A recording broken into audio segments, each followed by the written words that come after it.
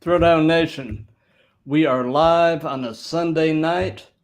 We are streaming on Instagram, YouTube, Twitch, and Facebook. All systems are go. And tonight it is my pleasure to have with me from Middle Georgia, the wild card, Dallas Kage. How you doing tonight, Dallas? I'm doing good, thank you. How are you doing? Man, like I was telling you, it has been a tremendous weekend. And we are going to have an absolute blast tonight. I will say for anybody that's watching this live right now, if you have any questions or comments, throw them in the chat. At the very end of this thing, we will do a short viewer Q&A session, and all comments and questions will be read and answered at the end.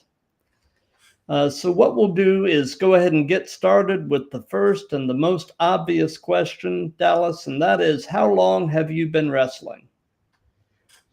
Yeah. A lot of people might not believe it, but I have been wrestling since April, only 6 to 7 months. And yeah, so far it's been pretty good. Absolutely. Like I said, I've seen a little bit of your stuff, and you're wrestling like somebody with a lot more experience than 8 months. So kudos to you. And building on that question, who actually trained you, or who is training you? Because it's an ongoing thing, I know. Oh yeah. I mean, the GOAT himself, AR Fox, Atlanta's champ, is literally the one of the best trainers I've ever seen. Hands down the GOAT. So you're training at WWA 4? Yes, sir. Awesome. Yeah, I've seen AR Fox on AEW on a number of occasions, and he's an impressive guy. Oh yeah. So. That's all you hear when he's on AEW. Crowd chanting AR Fox. Mm-hmm. So, in terms of the early stages of your training, what would you say was the most challenging part? The most challenging part, I would say, would be just trying to remembering like mainly the moves, because we're taught like, I wouldn't say a lot, but it's a lot of things that you have to learn in wrestling and try to remember. And it's early stages is very hard to remember. Mm-hmm. I can identify with that. For a number of years, I trained in Brazilian Jiu-Jitsu, and remembering the various techniques when you're in the middle of rolling with somebody. Sometimes your mind just goes blank and you go into vapor lock. So I mean, I completely can identify with that. Oh yeah. But it all comes from just reps, and you start to develop muscle memory and all that good stuff. So yeah, exactly. Speed round. Shawn Michaels. Heartbreak Kid, showstopper himself. Favorite. Yep. Old HBK. Oh yeah, WrestleMania 26. That was the only time I ever cried for wrestling. Literally. Didn't want to see him retire, but it happens. Yeah, it happens to the best of them. We're going to be seeing Cena, having his career wind down this next year. I know. I wish I could have got a match with him, but I didn't. Yeah. Too late, maybe. Yeah. So, have you been a fan of this stuff pretty much all your life? And if so, what is your earliest wrestling related memory? Whew. Uh, to answer the first question, yes, I have been a wrestling fan my whole life. Ever since I was conscious, up here. Uh, Hmm. I was I would say my earliest memory of wrestling would be the video games actually. If you remember the OG Xbox, Oh WWF yeah. Raw. Yep. WWF Raw was like the first ever game I played, and I just fell in love with wrestling after that. So you fell in love with wrestling as a result of gaming. That's interesting. Yes, sir. So, was there a particular point in your life where you stopped and you looked at the TV and you said, "You know what? I think I can do this," or was it more of just a gradual thing? Uh, I think it was more of a, I looked at it, I'm like, I think, when I grow up, I can do this. I should be able to be a top star in the wrestling business. Got you, got you. So, a couple of news items from this week that broke that were kind of interesting.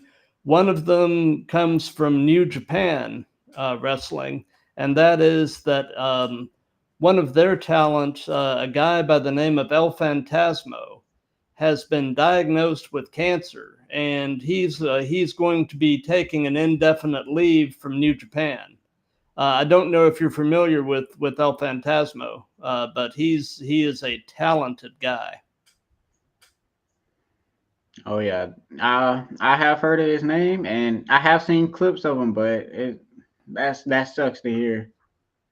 Yeah, definitely, definitely. So definitely thoughts and prayers with El Phantasmo. And then another item that I'll go ahead and bring up right now because it's kind of a similar thing is this uh, early this past week in TNA, Chris Bay suffered a pretty serious neck injury at the post Bound for Glory TV taping. He's apparently undergone surgery, but he's facing a significant recovery period. Another really super talented guy, and all we can do is just hope for the best for him. Yeah, all we can do is hope for the best for both of them. My thoughts and prayers Yeah, go up to both of them. I hate to see it because Chris Bay is actually, oh, oh, he's yeah. really great on the ring, really great. Oh, absolutely. And I mean, I haven't seen what happened, but from what I've heard, it was completely just a routine thing. It wasn't anything special, nothing flashy. It's just one of those things, and it just sort of reestablishes in your mind, how dangerous all of this stuff can be. One little thing goes wrong and you just never know. So, Oh but yeah. yeah, definitely prayers up for El Phantasmo and Chris Bay. Um, so, away from wrestling, Dallas, what are some of your other hobbies and interests? Uh, of course, already basically kind of explained when I did start watching wrestling off of the game. So I am a big gamer at heart, of Hmm. course, and uh, I would say any other hobby. I just love being active. You know, I love playing basketball. Sometimes, throwing the football, anything. I just love being active. Gotcha, gotcha. What games are you into? I'm into like everything. Wrestling. Of course, games like Grand Theft Auto, role playing games.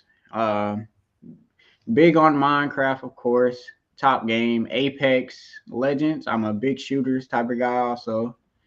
Um, yeah, I really like any game. I love Kingdom Hearts, also. Gotcha, gotcha. Speed round. Jordan Grace. Ah, the machine. She is Hmm. crazy. I love Yeah. watching her wrestle though. I love like the collab that TNA and WWE did with that. That was really good. Absolutely. Yeah, I'm hoping we're going to see some more of that, in the future. And I mean, I've heard talk that her contract with TNA is about over, and that she's probably WWE bound before too long. Which that's exciting because I really think there could be a lot of great matchups for her, in the Fed. So hopefully good things are coming her way. Oh yeah. So I mean, obviously, the name of the game is chasing the dream and getting things to the point where wrestling basically pays the bills. But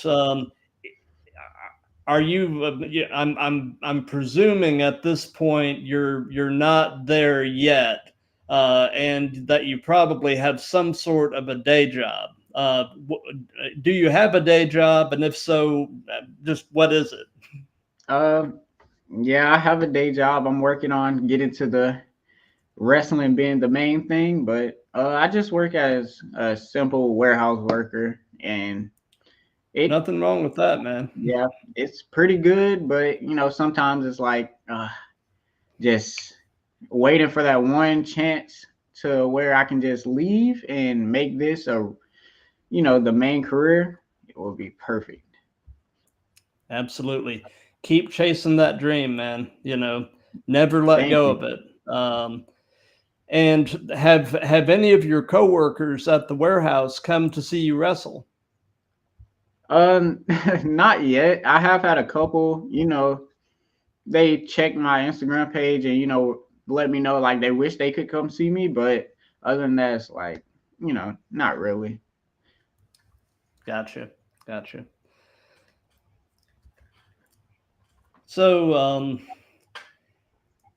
you had mentioned that your hometown is essentially Warner Robins. Um, so what is your favorite thing about Warner Robins? Uh, whew. um, I would say mainly that is kind of like it's a town that's kind of growing into something bigger that no one probably ever seen coming, and nothing really too bad happens here other than like simple crimes, but natural disaster wise nothing really happens. No big hurricane or tornado really comes and wipes everything away. But yeah, I would say it's pretty much becoming like a second Atlanta from what I can see. Second Athens, Mm-hmm. maybe. Yep. Gotcha. Speed round. Since we just did Jordan Grace, we're now going to do Jonathan Gresham, her husband. Oh yeah. I actually just seen a post on him. I believe it was a couple days ago or a couple weeks ago. He was doing a training session, I believe, with FSPW, I believe. And yeah, Okay. I was, yep. I was like, wish I could go. Yeah, he's somebody that I would consider him to be a wrestler's wrestler. I mean, he is so technically skilled and so innovative and so smooth. Uh, you know, the other day I saw I can't remember which social media it was, but I saw a video that I think he posted of a date night that he had with Jordan, and basically they were sparring together in the ring for their date night, For the day. and and man, they weren't holding back. They were going at it pretty hard. So Oh yeah. it was fun to watch. This sounds like a wrestler's dream date night right there. Pretty much, yeah.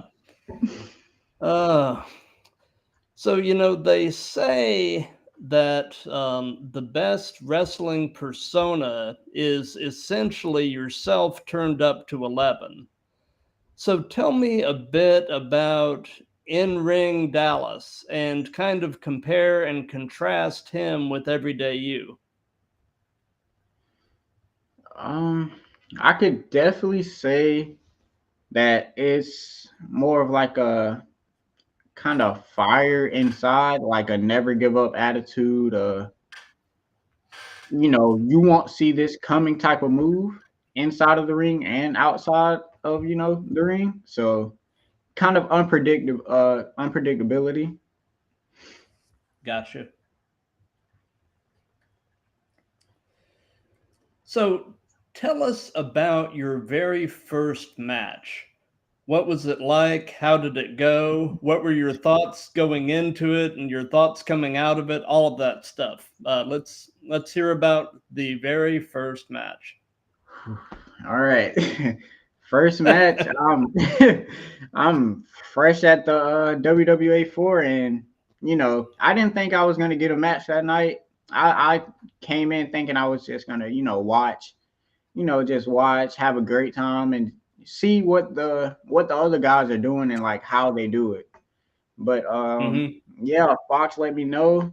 He was like, yeah, if you want to have a match, you can. And so when Neji Ichiban showed up, and I'm pretty sure you're familiar with him, you know, he kind of like paved the way for me because he made it more comfortable. Like he made me feel, how would I say it? I can't really explain it, but it made me get into the match, and Mm-hmm. I wasn't weirded out or anything. It was just like, oh, okay, I oh yeah, I can do this. And Mm-hmm. yeah, it was an okay match. It wasn't bad or anything, but I really like that as my first match. Well, it had to feel good to show up that night, not anticipating having a match and having Fox have that kind of confidence in you that he said, you can have a match if you want it. So,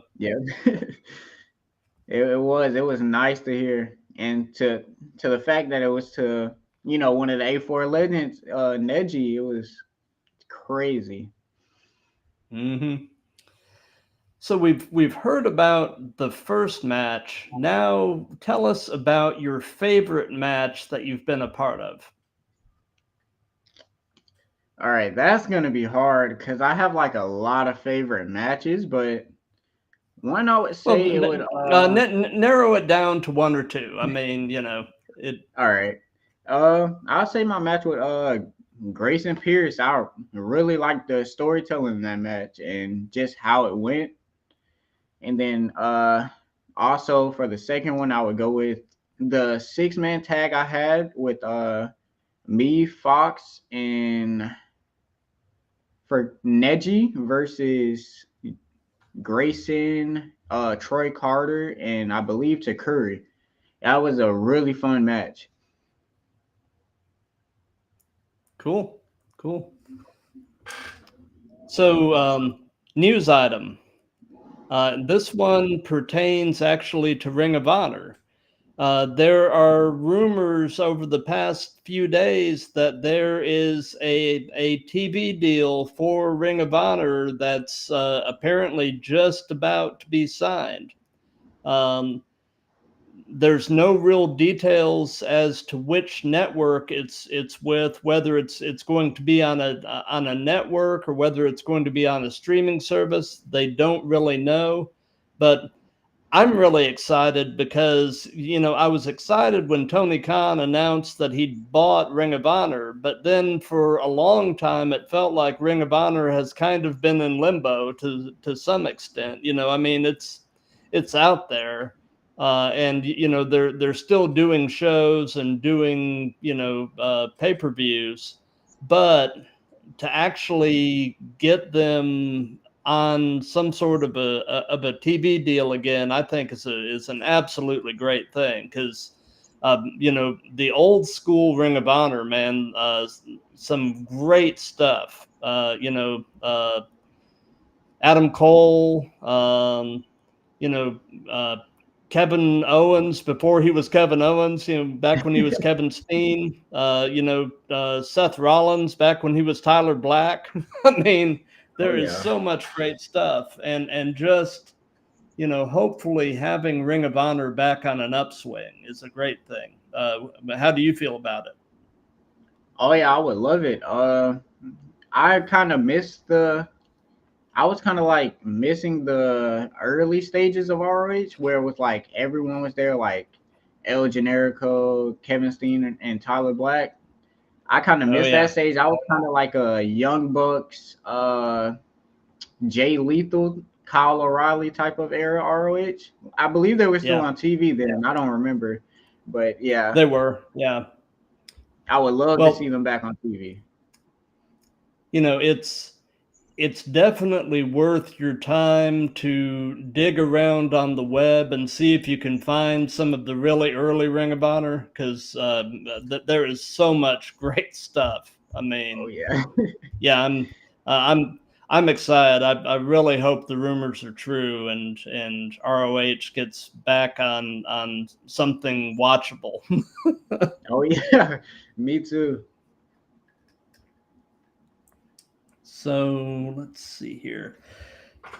So, what is the longest distance that you have driven to get to a match? Oof. Longest distance. I actually Yeah. just I just had one this weekend. I went from Warner Robins to Nashville. 5 hours, almost 6 hour drive. Wow. Yeah. I came back and my Was alternator just gave out on me. oh no. Yeah. Was it a good match? Oh yeah. I believe Couldn't. I had around it was it was more like a well, it was at a hot sauce festival for Action, and we had Hmm. plenty of matches to do. I believe I did six, and they were plenty of fun. Well, good. Good. So it was worth the alternator dying. Basically. Yeah. Let's see here. So speed round. Tony Nese. Ooh. I don't even know how to say it. That's 205 live right there. Um. Hmm. Oh yeah. I miss him in WWE because I feel like he had the look. He had the look, but I just don't know why they didn't, like connect on him. Right. I mean, he's doing okay in the AEW Ring of Honor system, but like you, I feel like he's very, very underrated. I mean, I think he's not getting the push that he deserves for the level of work that he's doing. I think he deserves more and he deserves better. And hopefully one of these days somebody will agree with us and give the Exactly. guy a good push. Hopefully it's ROH or Yeah, anything pops up for him. absolutely. So, I know the two main ways of arranging a match are either working it out with your opponent in the back or calling it in the ring. Do you have a preference yourself between the two methods? Do you prefer to work it out in the back or do you like calling it in the ring? Um, I prefer to call in the back, but I would also love to call in the ring because I feel like it would give it a little more old school vibe to it, to where you don't have to do too much, but kind of work the crowd a little more. Right, right. I mean, you know, I'm not a wrestler, but it seems to me really the best thing to do would be to talk it over with your opponent a little bit, have an idea of how you want to get from point A to point B. But, to an extent, still have the flexibility where you can kind of at least sort of remind each other of some things in the ring, not maybe entirely call it, but um, Yeah. but again, I'm not a wrestler, so I speak from no experience. But that I think that would be my preference as to how to do it. Yeah. So, so I don't know that this is something that really necessarily applies, but I'm going to ask it anyway. And that is, if you were to have an experience where you were working in another country or another culture, how would you handle language barriers when interacting with fans or even working with your opponents? Honestly, I don't know how I would deal with that. I think I would just I may like to play the hero role if that were to happen. The cocky English, speaker going to another Hmm. country. I think that would be cool. And I feel like the language barrier with the guy I'm wrestling, I feel like it shouldn't be too much of a problem because, you know, we're wrestlers. So if we show each other something, it's like, okay, we get it now. Right, right. And wrestling is kind of a universal language of its own anyway. Yep. So, if you could only be one, would you rather be great in the ring or great on the mic? Oof. Ah. Interesting question, isn't Oh yeah, that's a very hard one. Cause you see people succeed with that. Like, the Miz is really great on the mic, and he's not bad in the ring. He's good in the ring, but on the mic, he is like, you know, he could very much get you into any storyline. But I think I would it? go with in ring wrestling. I feel like nowadays, in terms of like how social media rose with everything now, I feel like it's probably best to be better in ring unless you're Hmm. in WWE or AEW or something. Right, right. It's funny. I have asked that question in every one of these, and I've got to say that question in particular has been almost 50-50. How different people answer it. It's that has probably been the most 50-50 question, where it's a question with two options. Um, and I just find that really interesting, Oh um, yeah. that, but, you know, somebody else who is great on the mic and within the last year or so, I think has really improved a lot in his in-ring work is MJF. Oh yeah. He. I mean, I mean, he is amazing on the mic, and when he was kind of first, getting started in AEW, I mean, he was great on the mic, but his ring work wasn't great. But I feel like in the last year, he has really worked on his in ring stuff, and the couple of matches he had with Osprey recently were absolutely amazing, and he was holding his own in the ring with Will Osprey, and not many people Oh can do yeah. that. So yeah, kudos to MJF because I definitely feel like he saw a weakness in his game and really has put in some work on it. So Oh yeah. Definitely shout out to him. I love the match. He pulled out some crazy stuff that I never thought he would do personally.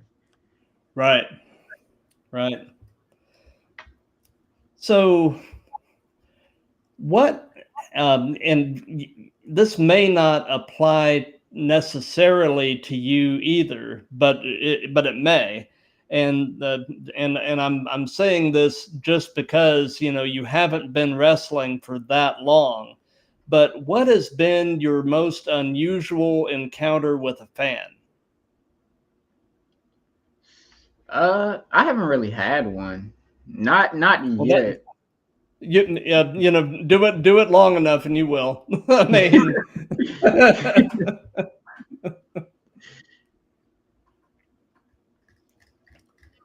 let's see here.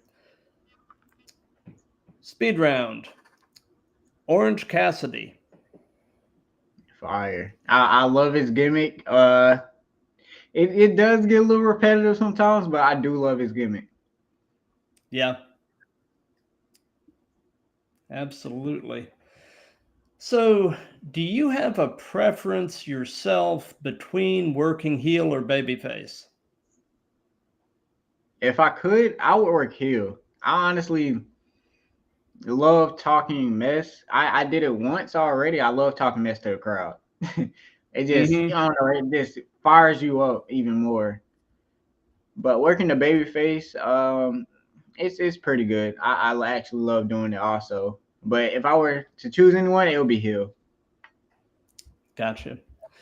Yeah, you know, as a fan, I tend to find myself gravitating more toward the heels than I do the baby faces because I've always found heels to be more interesting characters. Um, because usually there's a backstory and there's a reason why they are the way they are. They're not being heels necessarily just to be a heel. You know, there's a reason why they're acting the way they're acting, and getting into all of that, and you know, getting into the psychology and the backstory behind it all, I just find that fascinating. And because of that, you know, I've always found myself gravitating more toward them because, you know, to me there's less opportunity for fleshing out a character as a babyface than there is as a heel. But Yep. again, that's just my opinion. So Oh yeah. So speaking on that, what do you think of the Kevin Owens? You know, he turned heel basically based off, you know, everything he's seen. Like he sees all the baby faces going back to, you know, the guys that were heel that turned face, and they're like, bro, did you see what they're doing? Like, I think it's pretty yeah, cool. I do too. I've found that really interesting, and I'm liking the more violent side that they're letting Kevin Owens show because it reminds me of when he was Kevin Steen in Ring of Honor. You know, that character was much more violent than anything we've seen from Kevin Owens in WWE. You know, he when he started in WWE, you know, he had the shirts saying, you know, fight Owens fight. When he was in Ring of Honor, he had shirts that said "Kill Steen Kill," I and mean, like, um, way more ruthless. and yeah. So I'm interested to see where they're going with all of that, and you know, I'm enjoying the more reality based storytelling they're doing now with, you know, Hunter and Sean running things. Yep. They're really doing some great storytelling, and you know, those two guys seem to really get it, and having two guys running creative that have wrestled and know what works and what doesn't is so important. You Oh know, yeah. um, so yeah, I'm definitely enjoying that, and I'm excited to see where that's going to go. You know. Oh yeah, me too. So, can you share an example of a time when you've had to really improvise during a match? When something didn't go as planned or anything like that, where you've had to really change things on the fly, and how did you handle it? There was one match where I believe I was supposed to go for like apron running shooting star, but the guy wasn't down, so I like kicked him, and there's a clip of it on my Instagram.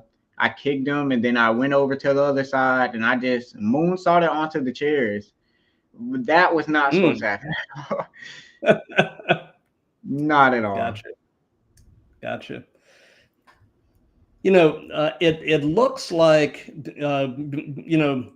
like I was saying to you before we went live. Your style seems to involve a lot of the high flying type stuff, and you know, and again, I'm speaking from somebody with no experience doing any of that kind of stuff, but it seems to me that to pull off a lot of those type of techniques, you really have to believe you're gonna do it and really commit to it.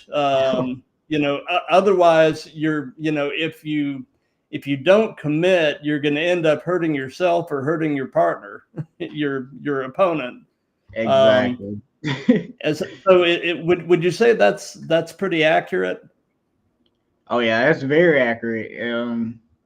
That's like one thing you also learn from like a trainer or anything. They'll let you know don't do moves you're not gonna feel confident in doing. So like if you do anything, like you better have like some steel down there to be able to just pull it off or anything. Right, right. Um, has has there been any technique that you've learned while training that initially scared you and now you love it? Um, it's actually a lot. I was scared of doing a tope. I was scared of 450s, moonsaults. Like I've landed back handsprings when I was a kid, but I was also always scared of just full sending a backflip. Doing the Hmm. moonsault and being able to like learn that it was great. I'm sure. I'm sure. So let's see here. Speed round. Mick Foley. Ah, I knew it. Knew he was coming. Oh yeah, I love watching him. The different characters, and then watching his documentary was like very inspirational to me because he Hmm. was like it took him like a year to get good, a year or two to get good into the business until he really caught on to like the in-ring wrestling. Like he said in the documentary, he was good at character, but his in-ring sucked. So he just had to, work on it. And that was very inspirational to me. Right, right. That one Royal Rumble where he basically came out three times as Cactus Yep. Jack, as Mankind, and then as Dude Love. Yeah. That was hilarious. I mean, Oh um, yeah. yeah, that was a great moment. News item. So this one pertains to AEW, and it's the rumor that will not go away. Speculation is continuing that Shane McMahon is going to be arriving in AEW sometime in the near future. Some people are saying that he could show up at Full Gear later this month, and some are saying at World's End at the end of December, and some are saying the whole thing is a red herring and he's never coming. What are your thoughts? Do you think we'll see Shane McMahon in AEW? Ah. how wrestling is now, I feel like he would come. I feel like he probably could come at World's End, maybe. But you know, if anything, I don't think it would happen because it's not like a WCW thing where they like bought him out and then Right. yeah. Right. I could see potentially him being tied in somehow with this storyline John Moxley has going, but I don't know. Yeah. I don't know that they need him, but it would definitely get people talking. So, Oh yeah. you know, so we'll just have to see. So, do you have an all-time favorite match as a fan? A match that you could have watched it a million times and it just never really gets old, and there's always some new little nugget you can pull from it, even though you've watched it a million times. I would probably say honestly, maybe the No Mercy, John Cena, Dean Ambrose, and AJ Styles match, Mm-hmm. or Yes. any Dolph Speaking of Ziggler John match. Moxley, Yeah, basically. Mainly that match. I really like how they did the triple threat and like the spots that were in it, and I could like now that I'm a wrestler, I could like see what was going on in the match, and I could call it from like spot to spot. right, right. So, in terms of your in-ring work and your promos, who or what would you say are some of your influences? And it can be other wrestlers, it can be pop culture, any of that type of stuff. Who has helped make Dallas Cage Dallas Cage? Whew.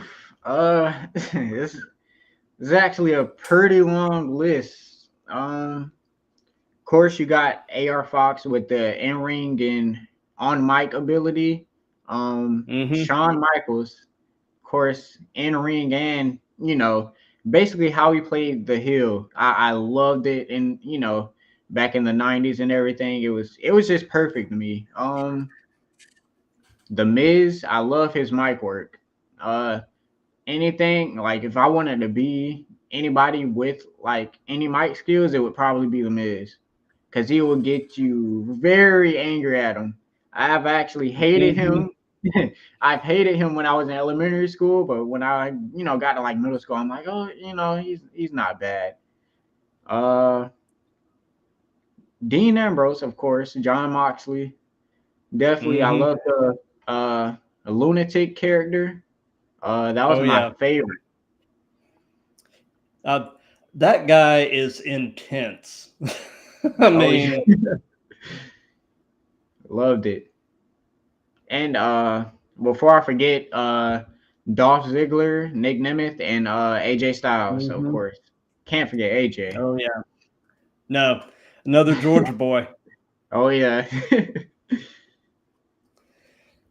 So, and this can be present day or past. Who would be a dream opponent?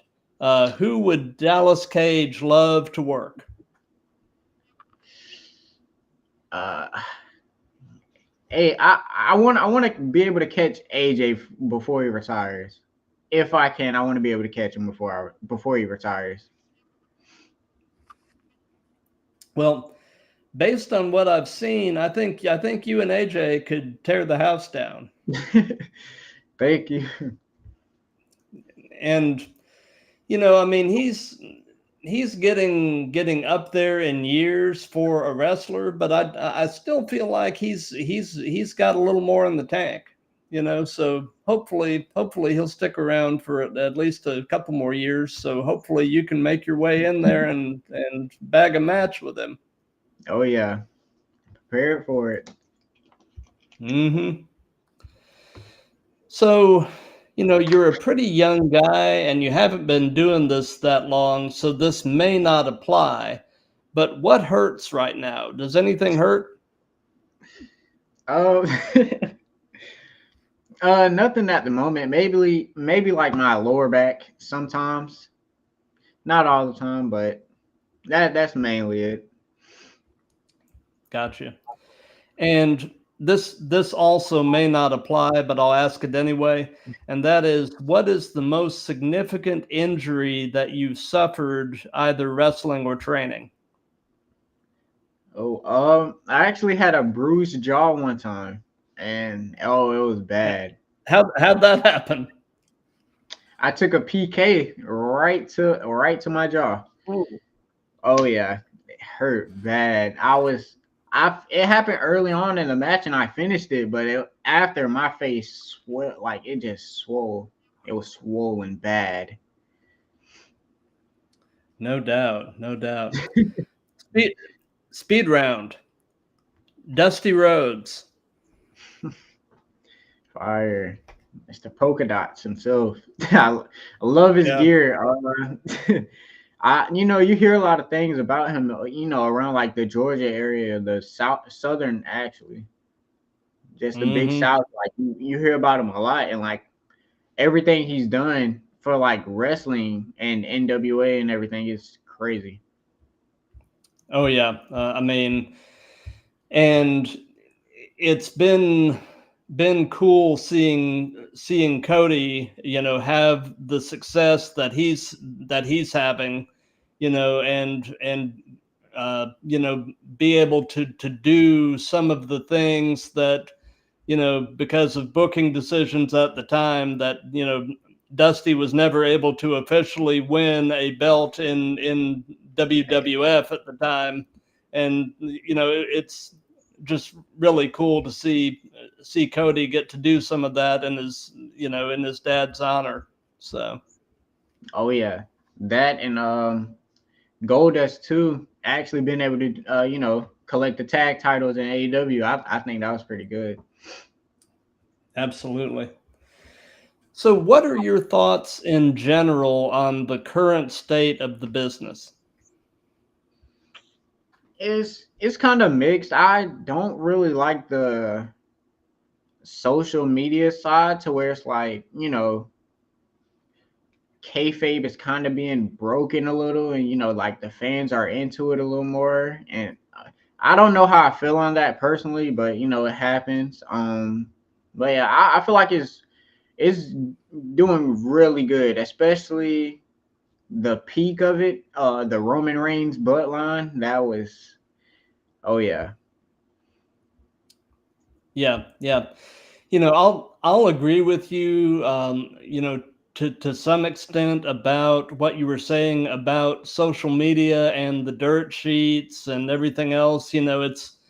It's hard to keep kayfabe, and it's also hard as can be to keep a secret and keep surprises from leaking out.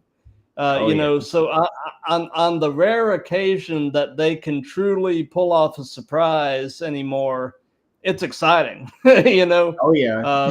When something happens that nobody sees coming, and like I said, it's almost impossible to do now with social media and the dirt sheets Exactly. and people saying, I saw this guy in this airport, and he's in town. Um, so it's but yeah, I mean, I agree with you. And like I was saying to you, before we went live, right now is such an exciting time to be a fan. Oh yeah. There is so much wrestling out there, and there's only so many hours a week to watch wrestling. That you've actually got to prioritize what you're going to watch and what you're not going to watch. Uh, Exactly. but and I like all of it for different reasons. It's uh, there is a style of wrestling out there for everybody, Yep.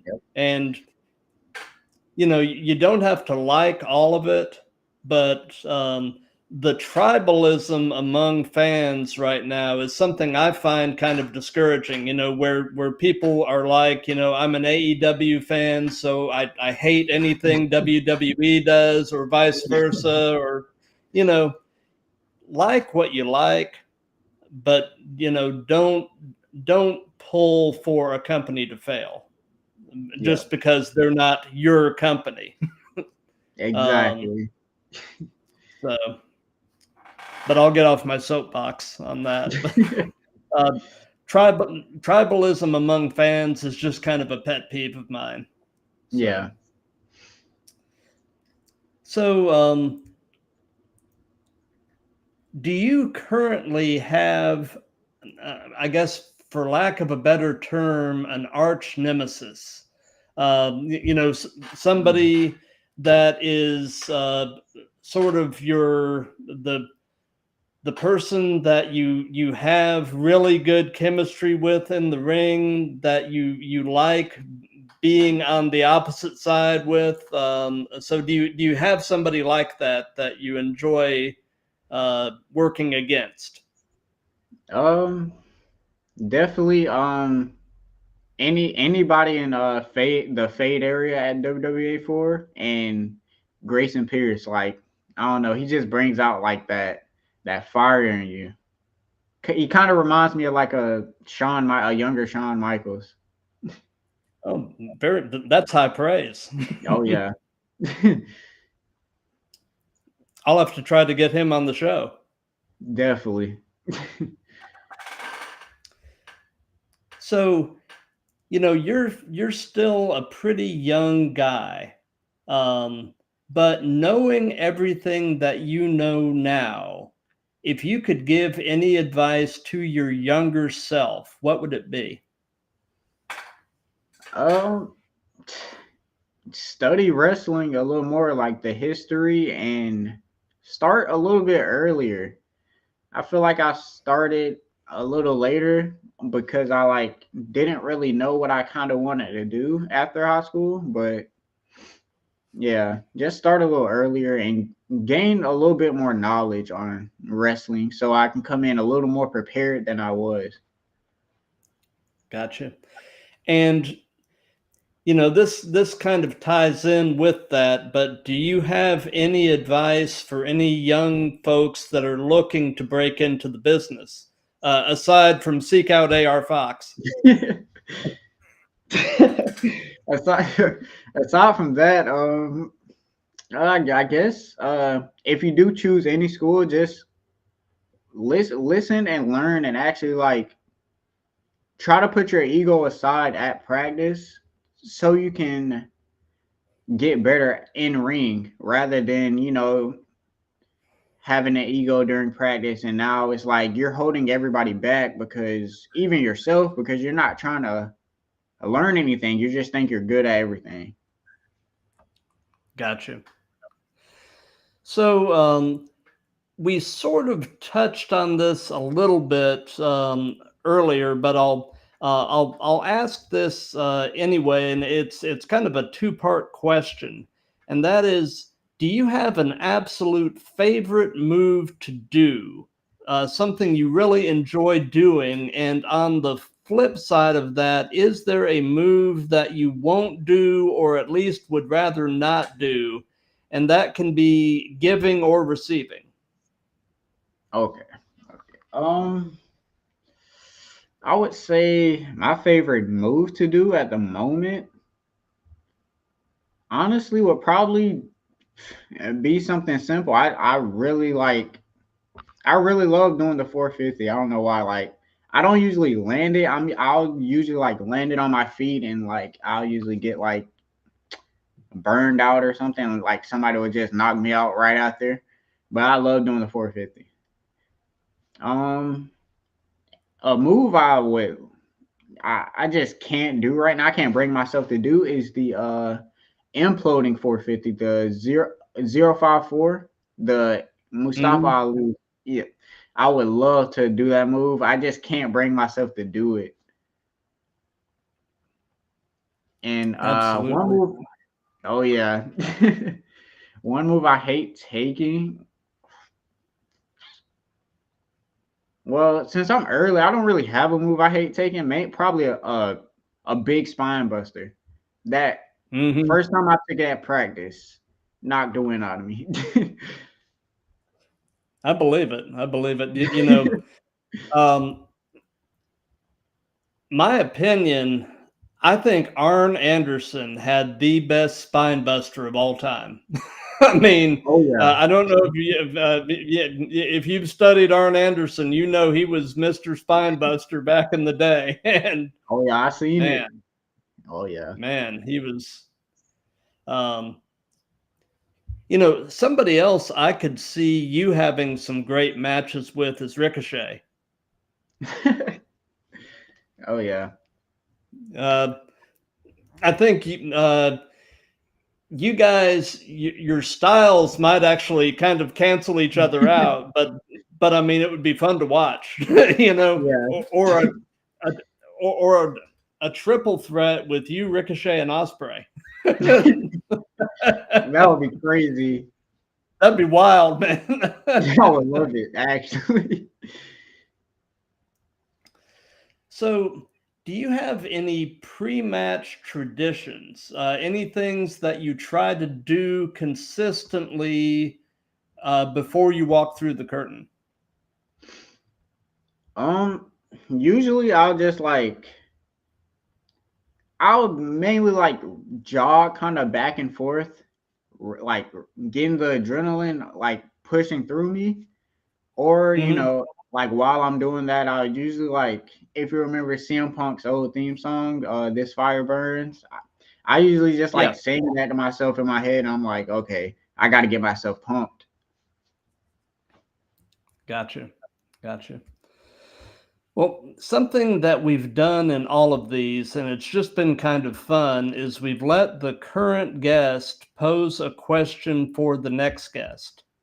So, my previous guest was a guy named Jason Dugan, who he's a wrestler down in Florida, and he's also the co-owner of Atomic Legacy Wrestling in Central Florida. Um, and he posed the question, you know, since you're working in a predetermined sport where, you know, everything is kind of orchestrated to one degree or another, do championships and wins actually matter in a predetermined sport? Hmm. Uh, I thought it was an I don't. interesting question too. Yeah, it's pretty interesting, but I don't really think it matters. I believe it's more on like how the story you can tell through the win and losses. Like, say if you're losing, how would you be able to make your opponent look so good while also making you look good also? Right, right. And, you know, there is an art to making both participants in a match look like $1,000,000. And Exactly. and I mean, you know, if it's done well and done properly, man, it's a thing of beauty. You know, because the right worker can take loss after loss after loss, and it's not going to hurt their standing with the fans and their overall standing in the company. You know, they just get known as a good worker. And that's why I love Nick Nemeth, Dolph Ziggler so much. He was taking so many L's in WWE. The perfection character, his heel character. I hated him at first, but he grew on me through the years, and you know, I just felt like he should have deserved maybe a couple more a longer reigns than he did with the world titles. Mhm. But yeah, Right.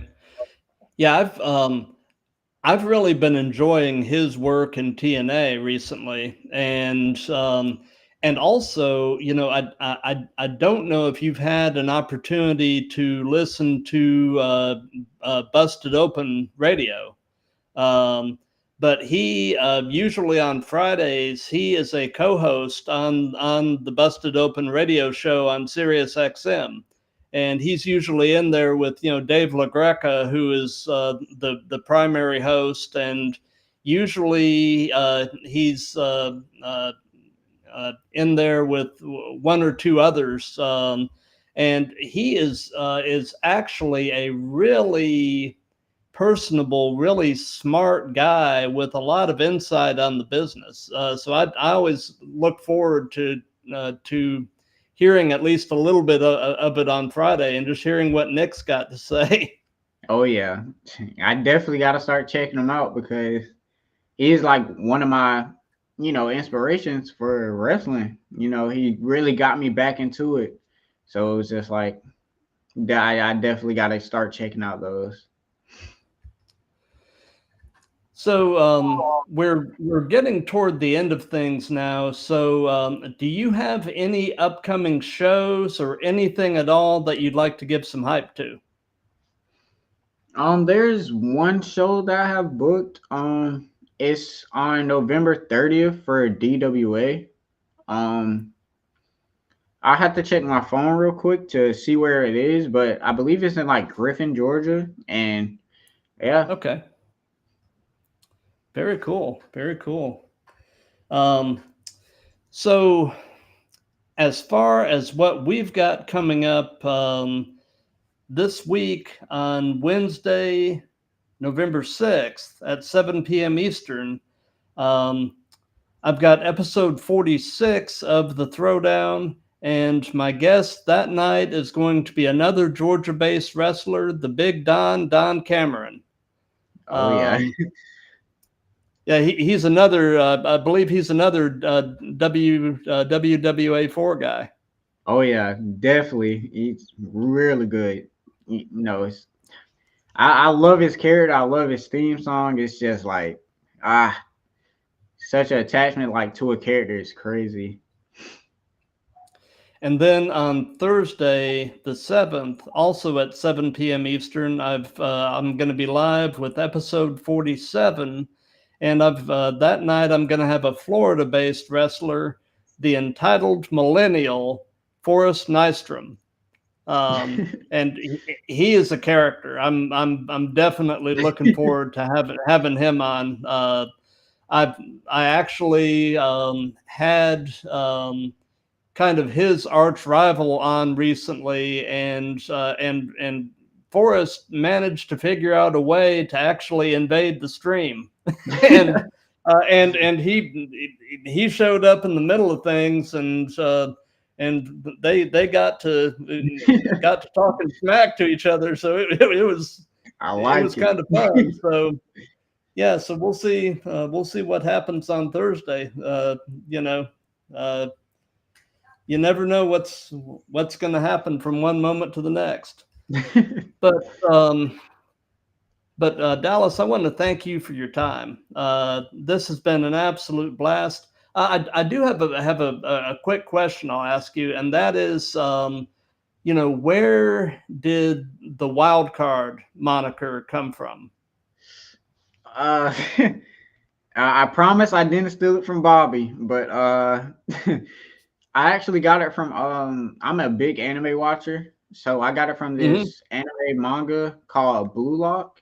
It's a character called Kunigami, and he kind of went through these stages where he lost, and he went through a wild card stage, which is kind of like a second chance stage, and he came out, and that was just kind of like his nickname now, the wild card Kunigami, and I thought it was a pretty cool character, and I was like, okay, maybe if I can like turn this into a wrestling character, how would it do? Gotcha. I'm actually looking through the chat right now just to see if we've got any comments, and actually Edward Draven is in the chat, and he just said that he's a big Dallas Cage fan. Oh yeah, and I'm a big Edward fan. And WWA4 is actually in the chat, and they said, "Hey yo," Hey, yo. and that you would put them in the blender, and it's Travis 3000 says hello, and Sir. J Tyler 5200 says shout out to my boy Dallas.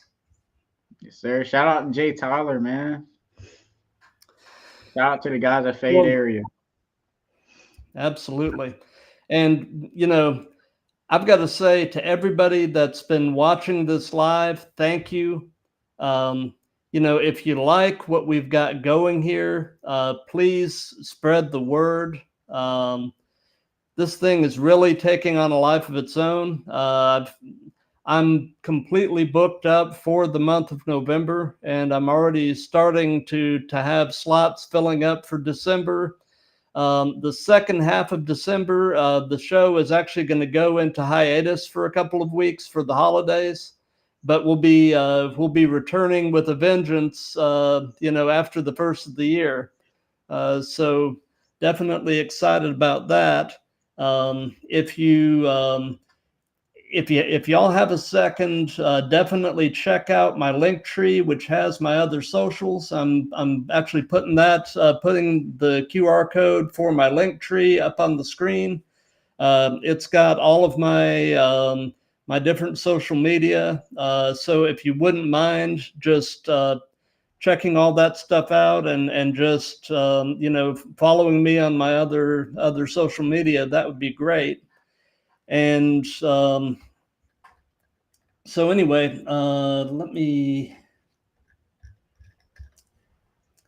so like I said, you know, I will be back Wednesday night at 7 p.m. Eastern with Don Cameron, and then on Thursday with Forrest Nystrom. Everybody have a wonderful rest of your night. Be safe.